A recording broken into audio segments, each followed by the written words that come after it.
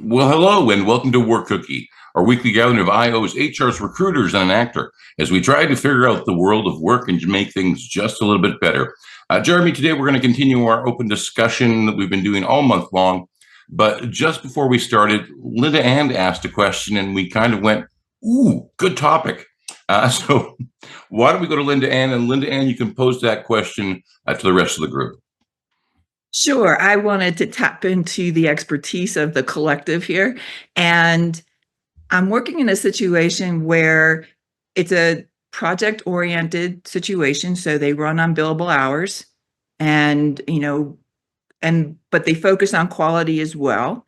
And so I had a discussion with some of the leadership about whether or not to share the specific metrics that they use to evaluate, whether or not they're performing at the level needed for the company to succeed.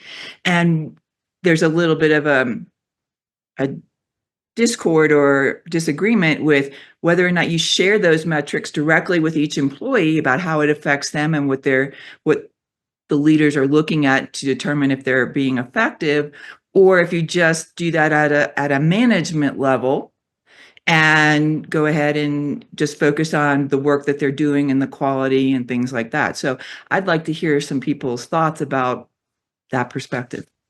Well, I think it's a great question. And Jeremy, what comes to my mind is, remember the Oakland A's in the movie Moneyball, where That's what I was thinking. Go ahead. it went from, the manager simply going, who's my best player, to all of a sudden they started looking at statistics, and they leaned on statistics and built their team solely on the numbers. And was it effective? Well, for the Oakland A's, it did seem to bring them some level of success, and now everybody's using it. So we're back to analytics, I guess. And do I share the analytics with my leadoff hitter and show him what he's doing and what he could do better, or am I just going to put more stuff in his head that he's going to keep swinging and missing? That's a really good, and I wasn't gonna. That's a really good analogy, because do you let your star players just do what they do best and not have to worry about that? That's a really good analogy for this. I see people have their hands up, but Tom, love it. Back to you, Tom. Well, thank you very much, Jeremy. Alexander, because that's all I got. Let's go to you. I think I have a question more for LindaAnn on this, and that's diving into why does the leadership feel that it shouldn't be shared with them? Can you give us some insights around that? Sure. They feel, well, first there's I've never seen it done this way, right? I've never experienced it. So we've got that, right? The effect of resistance to some change. And in some ways, the people do the work that they're given, because they're they're managing projects. So there's some element of that. But from my perspective, I said, it's a dance, right? You have to evaluate what they're doing and helping them monitor how much time they're spending on X, Y, and Z without going down rabbit holes. And paying attention to the quality there, as well as saying, okay, we also have to meet this. And this is your tool to make sure that you're balancing that. So is that answering your question? I think so. So let me rephrase what I'm hearing, and you tell me if I've got it right, if you don't mind. What I'm hearing is they want to measure the people's productivity and performance off of this metric, but they don't necessarily want to share it with them. Is that really what we're at the heart of here? So we've gone into setting the standards, right? And helping them understand, like we use salary multipliers, right? So helping them understand that this is what the baseline is for the group that needs to happen. But you also are weighing, I don't want one person carrying the team and everybody else not measuring up. And so they are reluctant. I don't think they really like that they have to meet certain standards anyway. It's more about just getting the work done. But then you have to back down, in my opinion, from my perspective, right? What I'm bringing to the table is, all right, you have to look at what what goes into meeting those standards and meeting expectations. So is that clear? It is. So I think my response to this would be probably the psychological contract of this is I would want to be able to know what I'm being measured on. I'd want to know that I'm providing the value to not only the company, but my other teammates.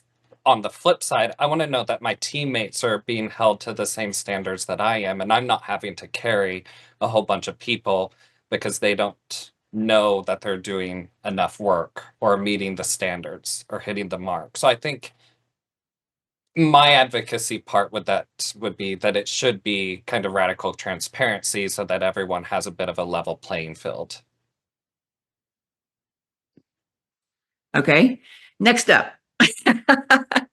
Well, LindaAnn, let me ask you, because it sounds like this could potentially be a very good tool to develop employees, but I can also see a lot of abuse that, you know, we've just traded our first baseman in San Diego, only because he wasn't reaching our standard, or our, you know, people could be just fired or moved around. And, well, why are you moving me around? Well, because you didn't meet the metrics. What metrics? Well, we have metrics. That's the thing for me is, and we do have a couple of underperformers, right? And so I think they're worried about employees feeling too much pressure to, meet their standard. And I think that part of the leadership process is helping temper that where it needs to be tempered, and helping them understand the bigger picture, but understand also this is how we make sure the company succeeds. Well, do we also assume that the standards are realistic? Are Yes. they meetable? Okay. Yeah. So we're not dealing with one of those companies. Okay, good. My head's straight now. Thank you very much. Emmy, let's go to you. Hello and good morning. So that I agree with Alexander wholly on this. And the first question I had written down was why not share the metrics? And so I love that was the question that you kind of started with. So thank you for sharing that, because I think transparency does like a number of things.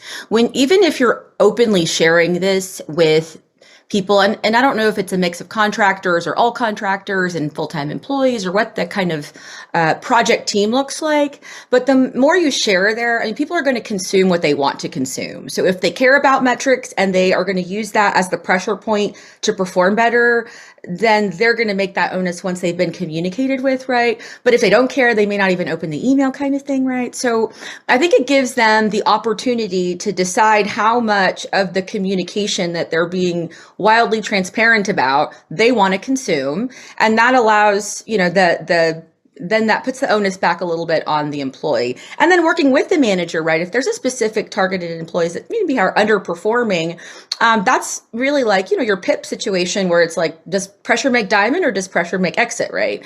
And which are we going to have in this situation, right? And I have worked on projects almost exclusively for my career.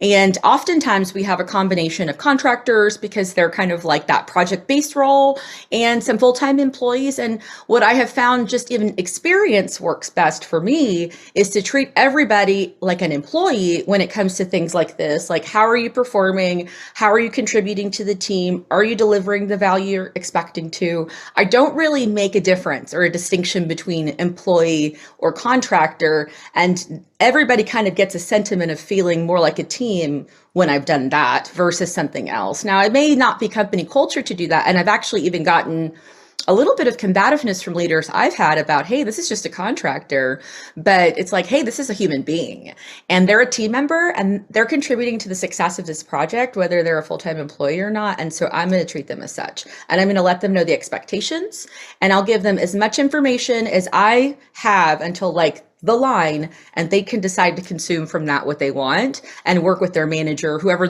is their leader in that circumstance, right? And kind of work on that performance if it's underperforming. I like that a lot. But Jeremy, what Emmy was saying sort of reminded me something of that you'd said, I think, a couple of years ago, talking about working with organizations and sitting down with leadership and asking leadership, I'm about to do some research and try to find out what's going on in your organization and find out what the cause of the problem is. if I find out it's you, do you want me to tell you or not? Can you talk a little bit about how to do that dance? Yeah, and I think I remember exactly because it's really when it's something that especially as a consultant, maybe you're sitting down with the CEO and it's like basically what if we find out the problems with you? Do you want me to be honest with you? And the CEO always goes, "Oh yeah, of course be honest." And then you say, "Well, do you want me to be brutally honest with you?" There's always a pause. And I just kind of sit back. They eventually say yes. But that brutally honest, I mean, anything feels like a gut punch. I mean, you get a 360 and it's all gold stars and you've got one silver star, like one, it's a punch in the gut.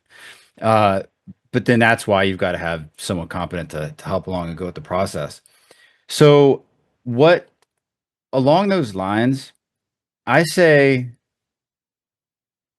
if the company can be so the number one, it's a lot of work to do that too, because you got to communicate that, you've got to keep getting the metrics and everything. So can the company be consistent doing it? Do they have the resources to do that? So that's a good question to ask and make sure that you're setting this company up for success. The other one is if they decide to do it, use it as an excuse. Use it as an excuse for leaders for people to talk to each other in their teams, good or bad news. That's a good excuse. I always think about things like the backwards way of, hey, what if we were trying to get our teams to work more closely together and understand strengths and help the leaders communicate more? What could we do? Well, why don't we introduce some metrics? That would give them an excuse to talk. Here, it's just the flip of that. So it could be the reason or it could be the result. But if you're going to do it, give managers the tools and the opportunity to use that, because otherwise people are just going to it's like any like we work with data all the time. We work with assessments, we work with 360 results, and a lot of times you got to have someone who's qualified to interpret all that. Because otherwise you just leave people hanging on a branch and they think that they get it what looks like a bad personality assessment or a bad 360 and they're just hanging on a branch and like, oh my gosh, what am I going to do now? But it's not, it's usually it's never the case because you have to have someone to interpret it. So give managers the tools, but also use it as an excuse to be able to talk to those employees. LindaAnn, I sent you some metrics on one of our course things. Did you get the email I sent out just about I was surprised. I mean, many of you guys saw the post I did about the course, which goes to show how much this course is needed. So here I go to talking about the course again. Tom, thanks for the ability to plug the course here. But I did a simple post on LinkedIn saying, hey, we got the course coming out in early spring. There's like 300 something engagements on it. We got lots and lots of signups. There's still a wait list because we haven't launched the course. But I sent out to the team. I said, hey, by the way, wow, I didn't expect this, but here's how many signups we got. But whether it was good or whether it's like, oh my gosh, we got no people signing up, that communication is still important because whether it's bad metrics, we're a team and we're a close team. So it's like, okay, what are we going to do? How can we juke and jive here? Or if it's good metrics, okay, great. How do we keep it going? What are some other ideas? But any excuse to have a different touch point, and maybe that excuse is the data. But back to your other question, back to your original question, Tom. I never go on a tangent. People, if that's another thing. I mean, whenever you're doing an analysis and you have people involved, some people are going to stick out like a sore thumb. Maybe they're not performing. There's ways to disguise that by, there's ways to disguise that. But at the same time, there's got to be that messaging around it. And how do we take these results? So there's got to be some kind of messaging. If we see negative results as a company, how do we respond? As individuals with each other, with our team, how do we respond? How do we, maybe it's, all right, look, we're just starting out. Everyone's going to have some bad stuff. Everyone's going to have some good stuff. Maybe it's like, all right, we need to, at least with this, have this social norm of it's no judgment. We're not going to judge because we're just starting out. This is feedback, and we're going to use the feedback to get better. And a lot of people, you change your mindset, would rather have bad feedback than no feedback because they want to improve. So there's a lot of talk about the culture, the social norms that's going to go around that, because you're right. It could be, Tom, you mentioned, it could be opening up a can of worms. Tom? Well, thank you very much, Jeremy. Lee, let's go to you. Thanks, Tom. First, I want to address what Emmy said there.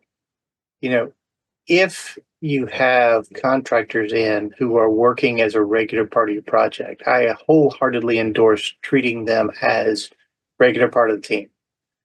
If you have somebody come in as a consultant and they're off to the side or whatever, that's a different scenario. But if you're bringing in some kind of contract worker who is actually functioning as an integrated part of the team, then make him an integrated part of the team. Treat him the same, because just because the name's different on the paycheck doesn't mean they aren't part of the group.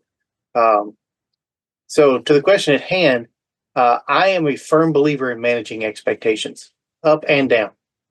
And in order to manage those expectations, well, you have to have expectations and you have to communicate those expectations. And,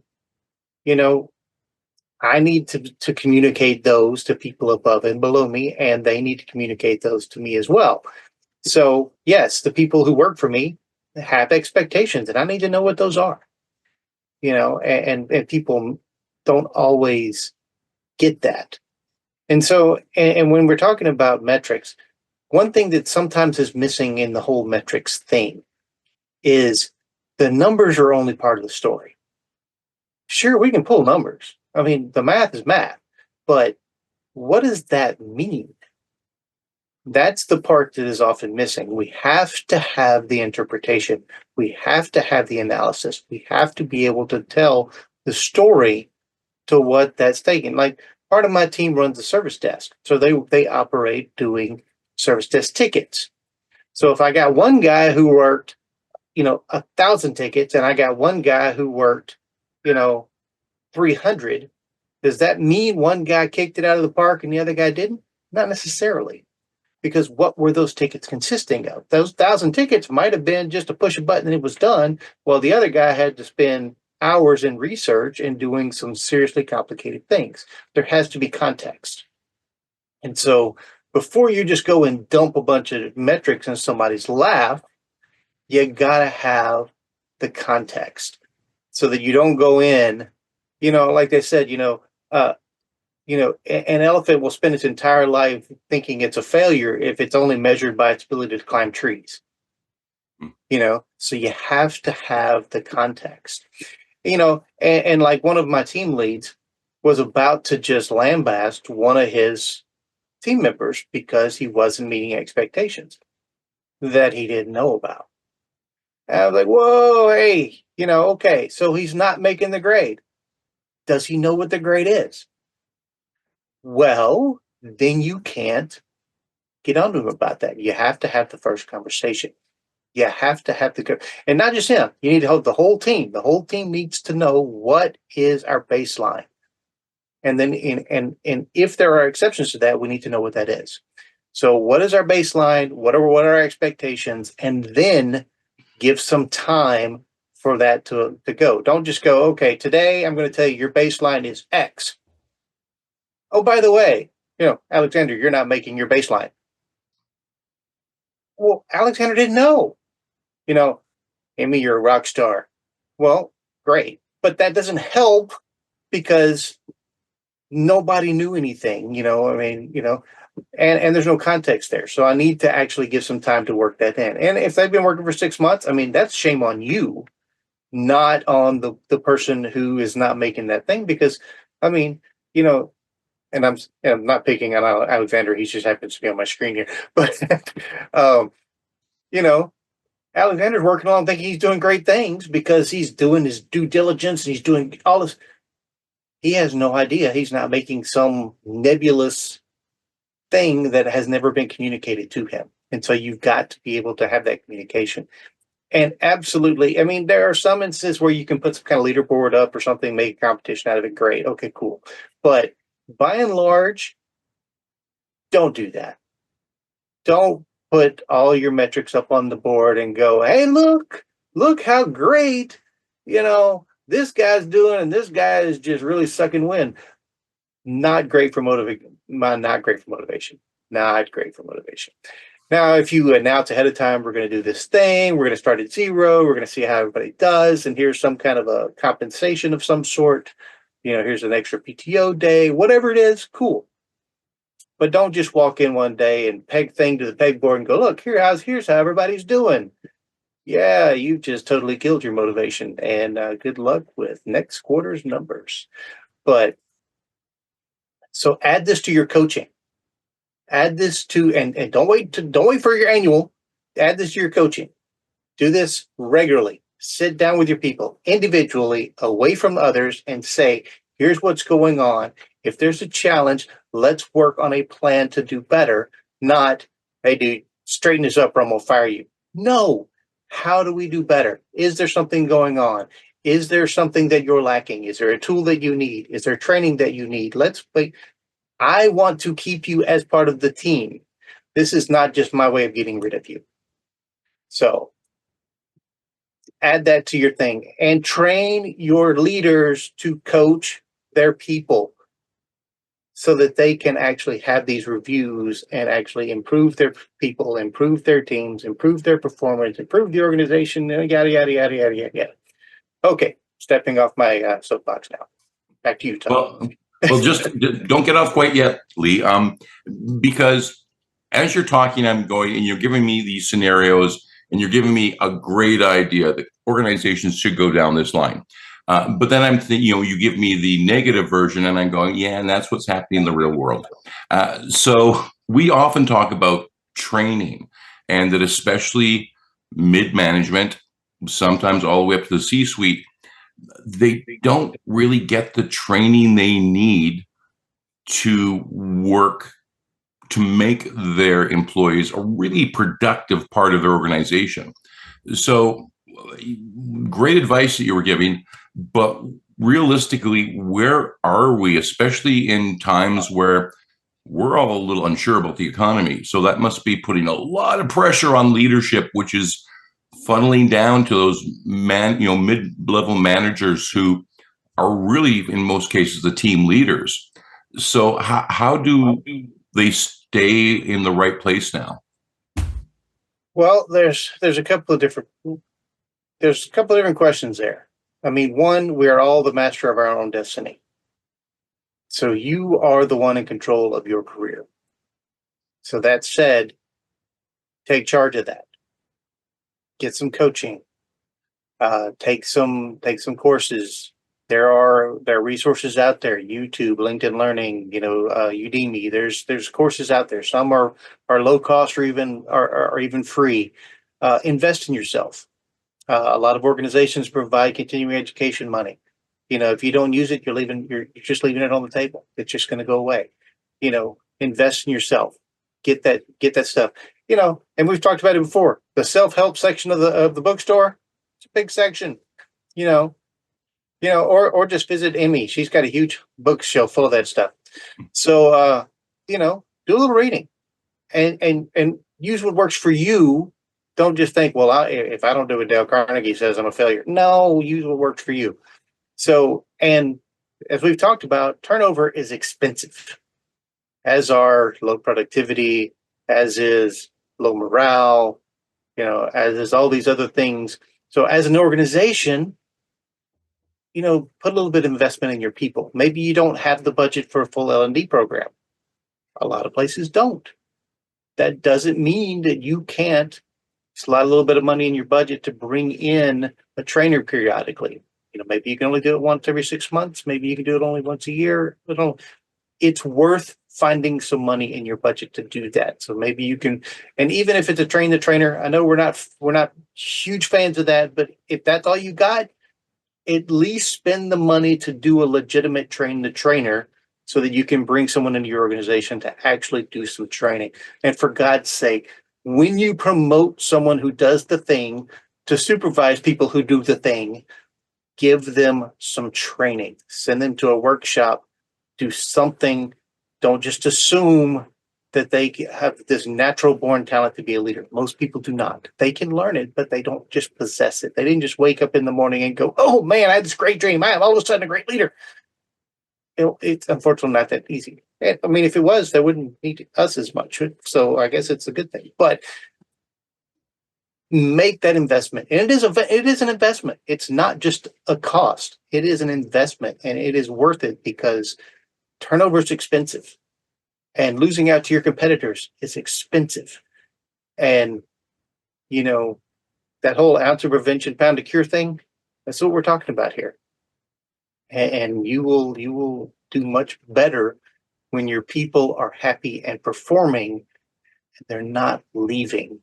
And and Jeremy has said many times, what happens if we train our people and they leave? Well, what if we don't and they stay?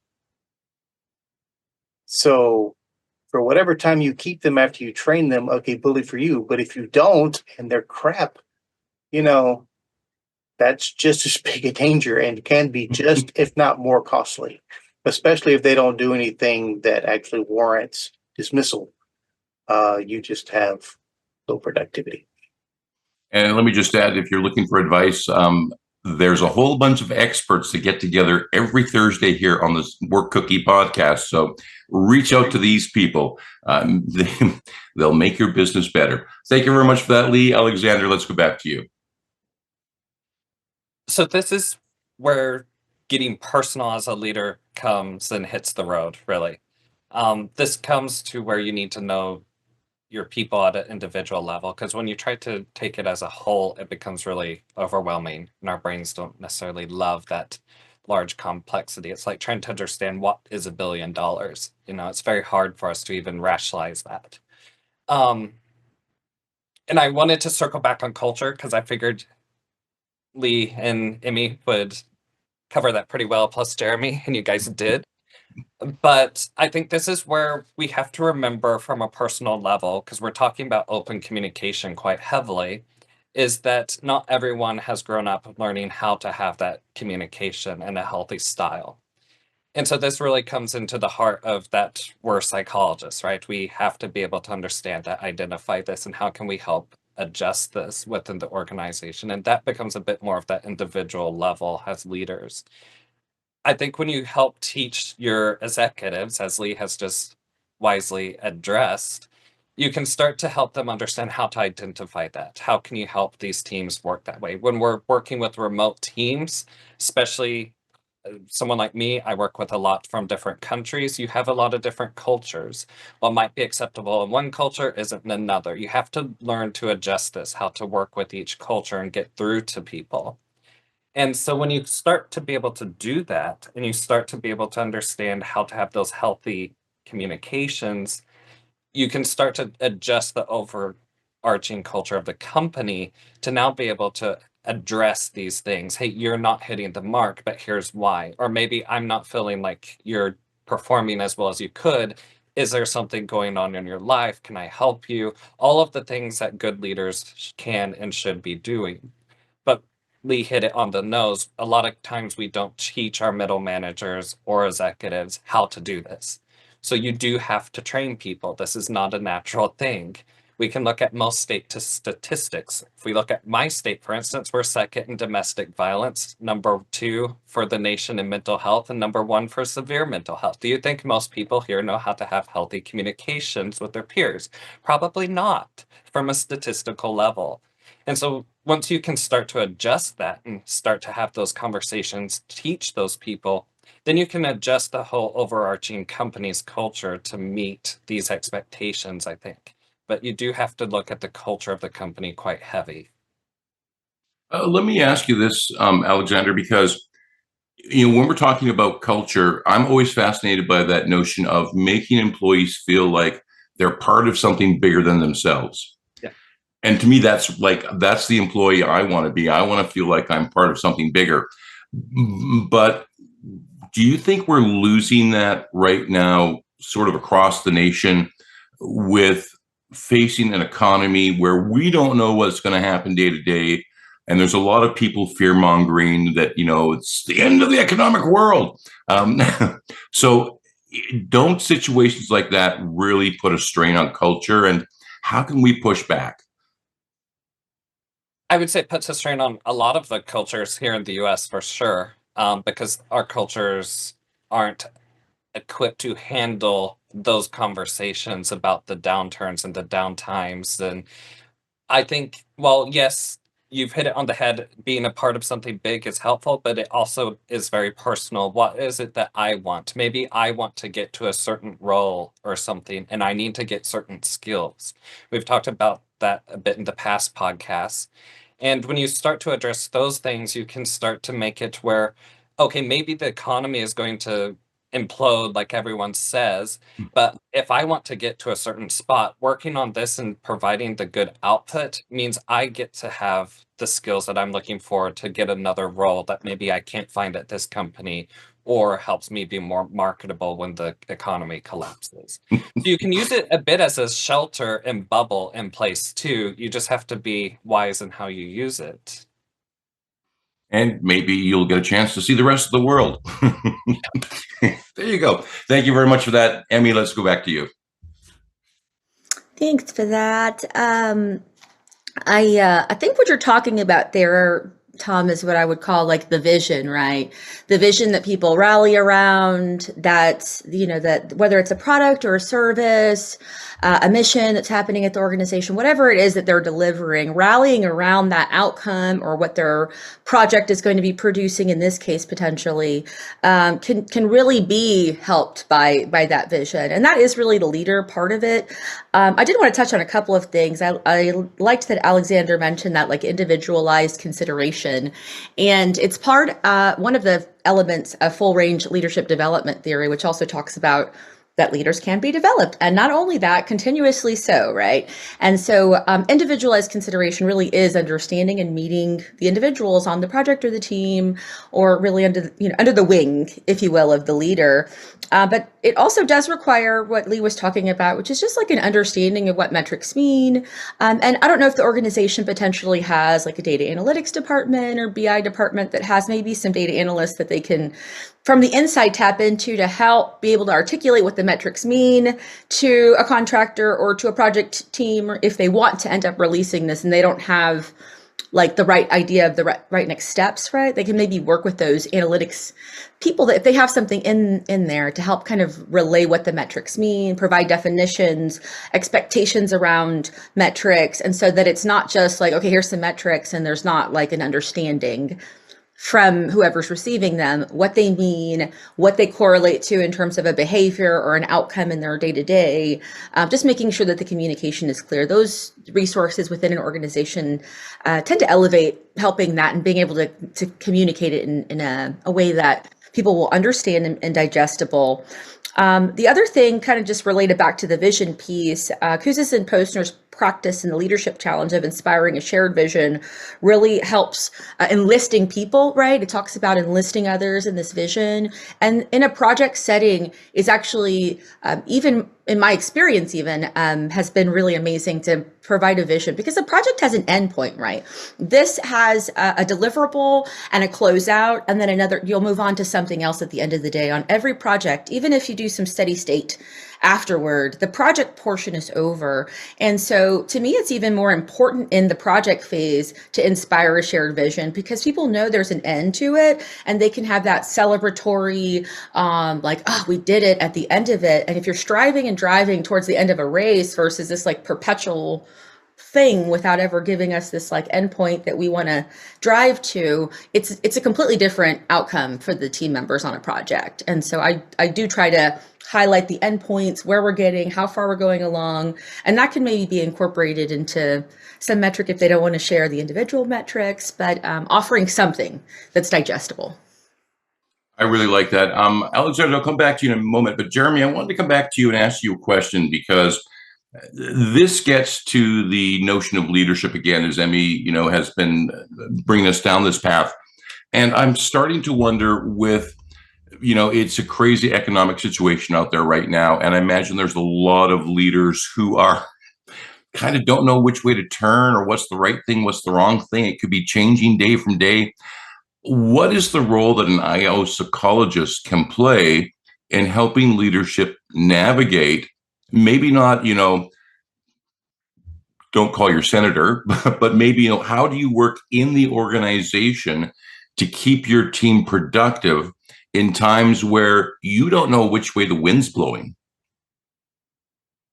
There are so many different practice, niche areas for IO. So it would depend on that.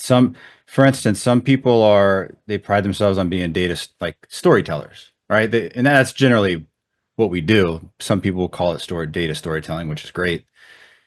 Some part of it is being able to look at the data and interpret that and have it be able to tell a story and have that leader be able to convey that to a particular team.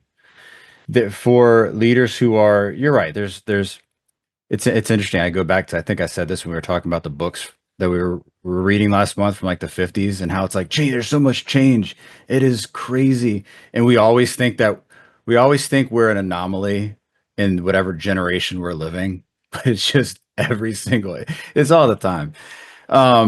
So yeah, but yeah, things are fast paced and things are changing. I got to say, I'm biased towards looking at personality assessments, 360s, and coaching, executive coaching, leadership coaching. I find it such a valuable tool, especially when combined with an IDP, right? An individual development plan. I think that is very helpful because how often really, and I keep thinking about this. I think we talked about this during during last week, or maybe LindaAnn, we were talking about it in our course meeting. I can't remember. But we're not taught how to succeed in life. We learn things in school. We learn subjects. I was talking to a book author 2 days ago, and he said, why do you think that in general people, we often fail at communication? We're never taught. How often do we take a course or do our parents sit down and teach us, hey, here's how you can effectively communicate. Here's how you can, and it's not our instinct to do that. So the same with it all bleeds in because being successful using, with the values that you have, with the maybe personality derailers that you may have, with the personality positives that you have, and with understanding the feedback, it's tough to do because, especially in that case, now you're given all this new information about yourself and how you're perceived. Now I'm kind of going back to the coaching thing. So to have someone to help one-on-one, even if it's for like an hour every week or an hour every 2 weeks, how often do any of us have the opportunity to set aside any time, just say an hour every 2 weeks, to talk to somebody unbiased, non-judgmental, whose only goal is to help us become better at the challenges we face and to help us dive deeper into knowing ourselves better? It's really a gift. So that's one thing. And, aside from the coaching aspect, how do IOs help them in the workplace? Sometimes it's, hey, being able to look at what's the strategy they're taking and doing your analysis. People love their SWOT analysis. People love it. I hear that all the time. SWOT analysis. They're a good thing. Doing that, finding where the gaps are, but being able to look. I think one of the biggest things that IOs bring is this combination between the science and the practicality of it. I was looking through these would you rather questions that we might get into today. Or no, I was looking at IO myths. And one is IO people in IO psychology, they only focus on the data but never practical solutions. Well, my response to that is if it's not practical, there's no company that's going to implement it. So of course it's going to be practical. So that's one of the benefits is we're looking at things like you were talking about the Oakland A's and the NFL teams. They know when to go for it when it's 4th and 2, based on weather conditions, who's in quarterback, who's injured on the other team's defense. They have all the statistics to make a statistical call.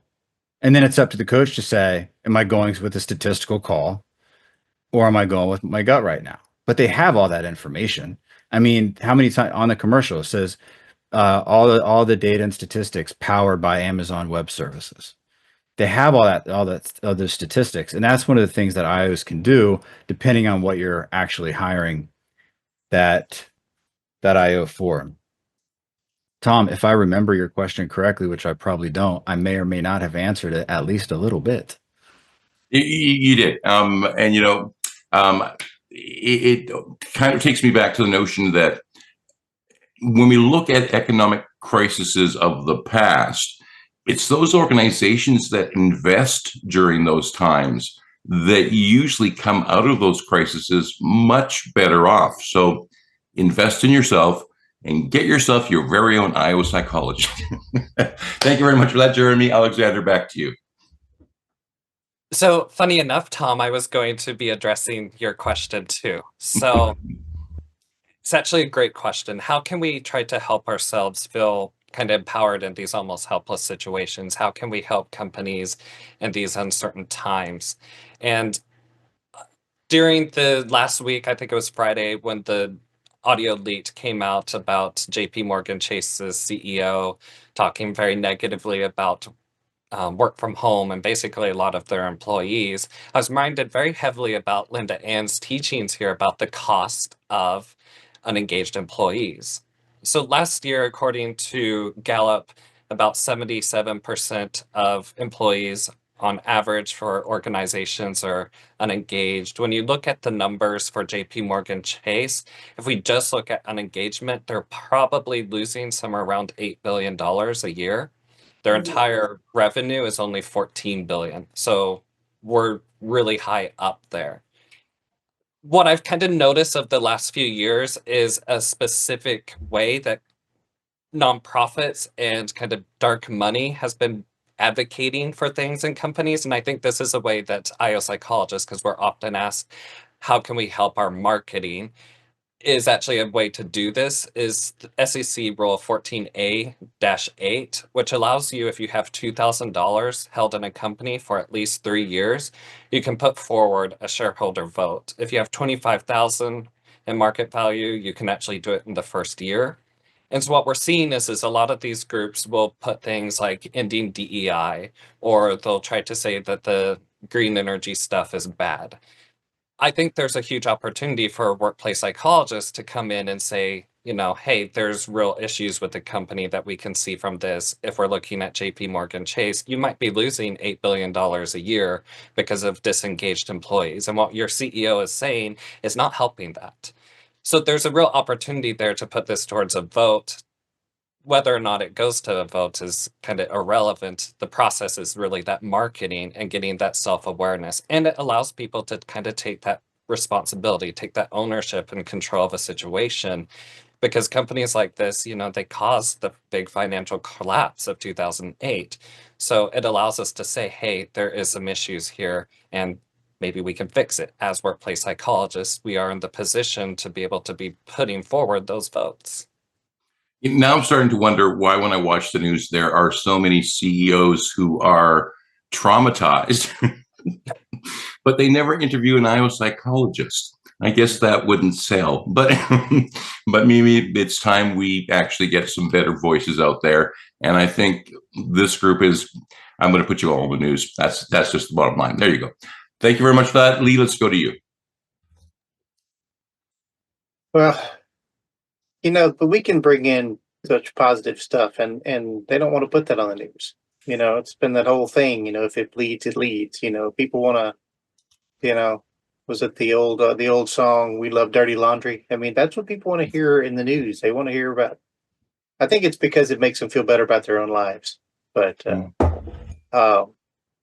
Alexander's so right, though. A lot of times, it's not the end result of something. It's just getting the information out there. It's the perception it causes or whatever else. I mean, you look at like some of the bank crashes and stuff. It wasn't because of the actual insolvency at first. It was the perception, and then everybody went and withdrew their money, which caused the insolvency. It was a self-fulfilling prophecy.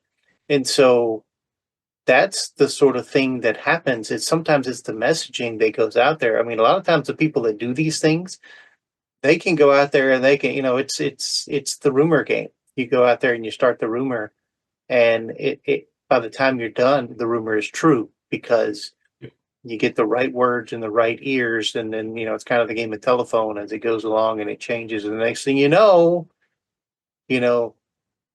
every granny is out there running to the bank to withdraw her life savings because the bank's about to fail. And guess what?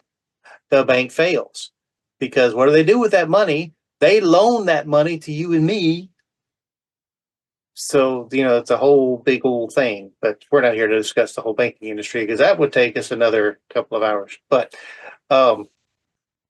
so back to LindaAnn's original thing with the metrics, the metrics side of things.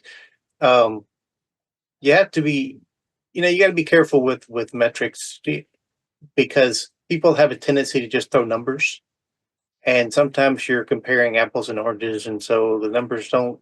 It doesn't look right. Well, that's because you look at two different things. And I had a job where I was working analytics years and years ago, and we had a disconnect because the people on the inside, we were selling a product, and we tracked it inside in pounds. On the people that we sold it to, tracked it in units. And so when you go to the customer and you say pounds, they don't care. They want how many units, and not every unit was a pound. And so you have to talk the same language. And so you have to be very careful that you're actually comparing the right things. And also when you're talking about telling the employees, the teammates, about the expectations and their metrics and whatever else, you got to be very, very careful with generalities. So if I set a team down and I say, okay, here are the metrics, here are the expectations. Burning question: does everyone have the same expectation? Well, that's a good question. Does everybody on the team have the same job? Yeah. Because that is very, very important, and it needs to be clearly stated. Because, if I go in and I talk to Emmy and I give her one, expectation and some metrics behind it, and then I go talk to LindaAnn and I give her something completely different. And I tell Emmy that her performance is here and she's doing great. And I tell LindaAnn that her performance is here and she's doing awful. And those two talk. Well, now we've got a problem because people talk. So if I make it clear ahead of time that based upon the role that you play, there are certain expectations that are going to be different amongst teammates, and that this is not based on the entire, and then we roll it all together. Here's what the team is doing. The team is doing, this is the level of everything across the team. But individually, based on your role, these are your expectations, and we sit down and we discuss those. Individually, here are your expectations. Here's where we are. Here's what we can do to make them better, whatever. What do you feel about this? What are your expectations of me about this? What can I do to help you? Then when Emmy and LindaAnn go and talk, now we have a different conversation, and we're not causing strife in the team because,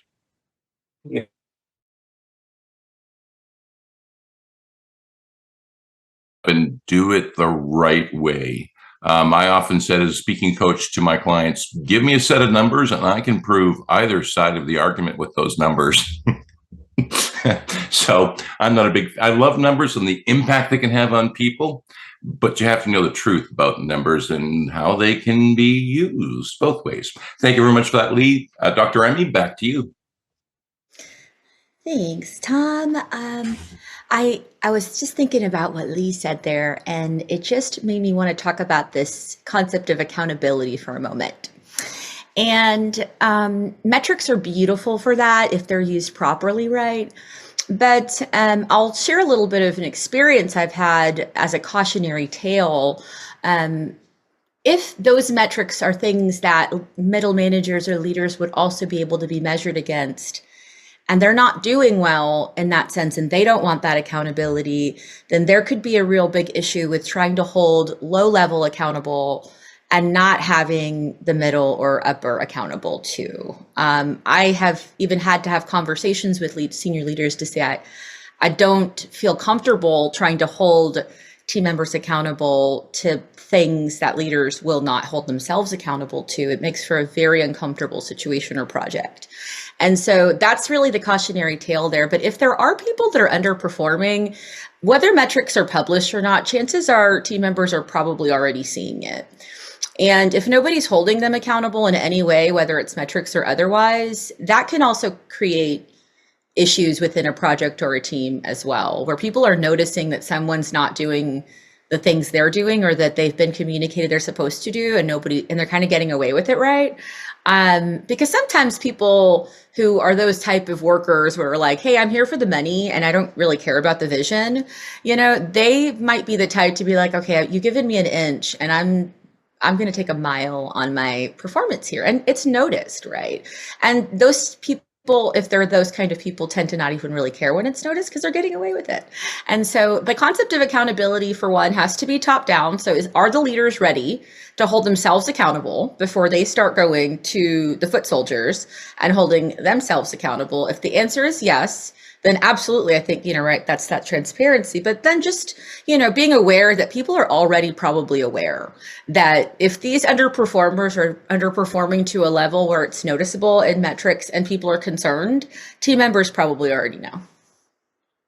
Is there any organization that's brave enough that I'm the middle manager and I evaluate the employees below me, but I'm also a middle manager and I evaluate the people above me? Do you use the same grading scale, the same metrics, or do you have to do it slightly differently, or can we all be judged using the same gradient? Right. I think it depends on the industry, the role, the type. I mean, generally speaking, yes. And if anything, it's increasing responsibility as you go up in the chain of command, right? It's, it's like if you're going to win a prize, your low level is like you get $50 and the next one is $50 plus a bag, $50 plus a hat, a bag and a hat for the next level. So it's kind of like you have more things you're going to have to be responsible for, if anything else, kind of going up the chain of command.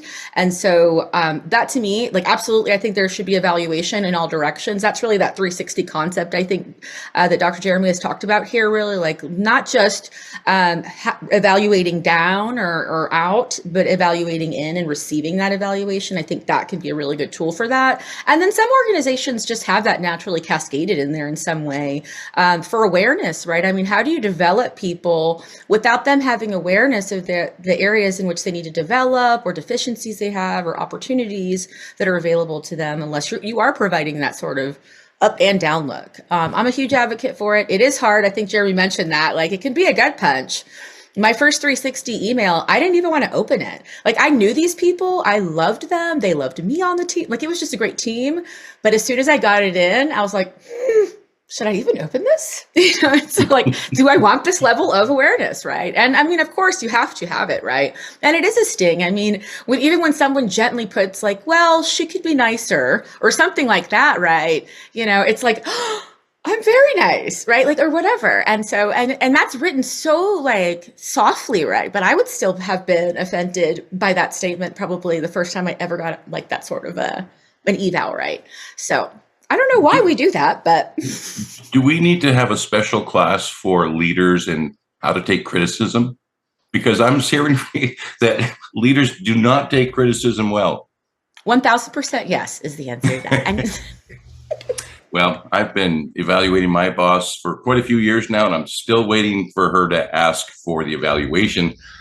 Doesn't seem to be happening, but maybe that's my situation. Thank you very much, Dr. Emmy. Jeremy, back to you. I'm thinking back to, I'm still thinking about everything Emmy said. That was really good. I have to wait and think about that later. I'm going back to what LindaAnn was talking about initially as well. It's weird how the farther and farther we go out, the more perspective we get. So I applaud LindaAnn for asking the question, because and I think about this, like, you could be the best counselor in the world or the best coach in the personal coach in the world, but how easy is it to coach yourself? It's not right. It's not, it's difficult to do because of the perspective. And the farther and farther and the more and more people you go out, the more and more you start to find, wow, I'm glad we didn't go this way, or I'm glad we asked this question, or this was a nook and cranny we never put a flashlight on. So LindaAnn, I was thinking about this, and I imagine it's not going to come out where it's one or the other, where it's take the data and show it or not.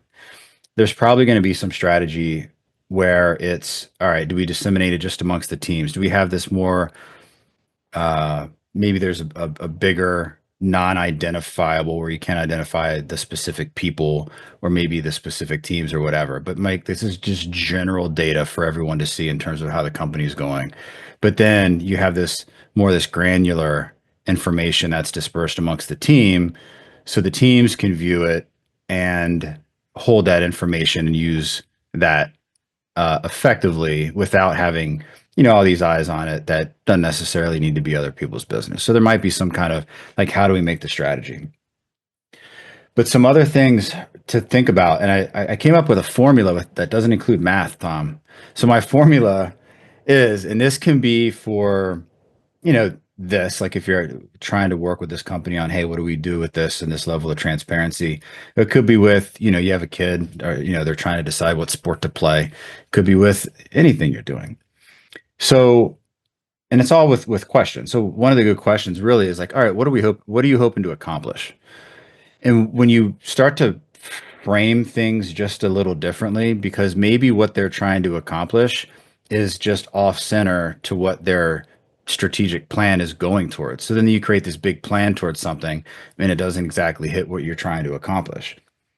And then ask, what are you trying to accomplish? But go micro too. Like when you break it down to the individual level, what are you trying to accomplish with each individual person in the company? What are you trying to accomplish with each team? And then each department, each silo. Hopefully there's no silos. There's never silos, right? Then I love in a perfect world, what happens? Or in a perfect world, what's different? Like let's say we do all this and everything is great in a perfect world. How do things look different? And now you have some kind of an identifiable future and you can start to work your way back. And with that, you start to identify problem statements and solution statements to those problems to get to that perfect world. But I think one of the most important things is always what hesitation, like devil's advocate, what hesitations are there? What are the biggest fears? If we do something like this, what are going to be the biggest fears of these individuals, these teams, X, Y, and Z? Because those fears, now you get into the whole change management piece and also whether or not it's a good idea or a bad idea. But once you can identify where the hesitations and the fears are, that's when you can start really doing yourself a favor and making sure that we're not missing something that could just completely derail this. And the other good news is you're allowing, these are also things that can be communicated too. Letting people know that these things have been considered, even a one-on-one conversation. You're fearful that XYZ. You're hesitant about this because XYZ. And Tom, we always talk, it's good to people want to feel heard and understood. And if you can work that magic and make people feel heard and understood without them saying a word, because you've taken so much time to think about how things will affect them and try to put yourself into their perspective as much as you can, to see how things will affect them, that can be a wonderful thing. I'll turn it back to you. Let me ask you a question, Jeremy, because if I'm a leader and I'm trying to navigate everything, especially right now, I might be a little busy talking to other industry people, and I might forget to actually talk to my employees because I'm so busy with everybody outside the company.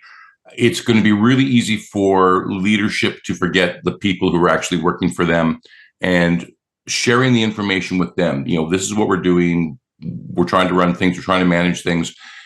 How important during times like this is it for that leadership to reach out to that frontline worker and keep them abreast of what I'm doing as your leader to try to make things better?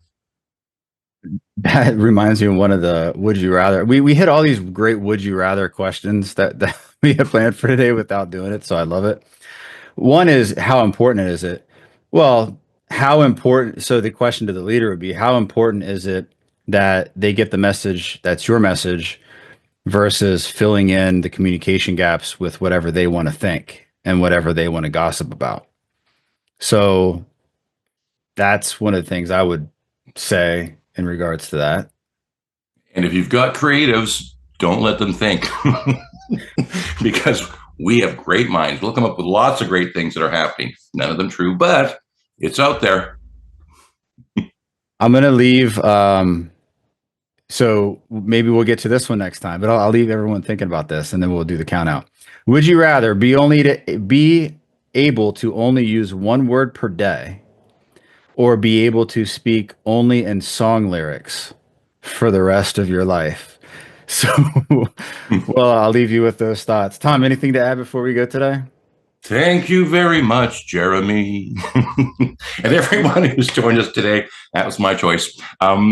Great discussion once again. I love these open topics. We're going to do one more next week, I believe, Jeremy. We are. Great. Lee, you've got the networking coming up tonight. Excellent.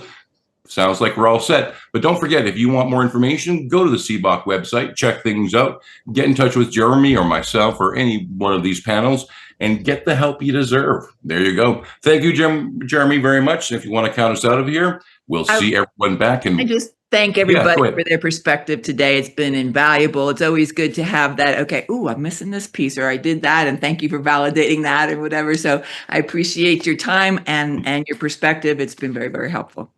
And if any of the rest of you want to bring a work challenge to the Work Cookie podcast, please do so. I love that idea. Let's do that. Thanks, LindaAnn, for sharing that with us. Counting out in 5, 4, 3, 2, and 1.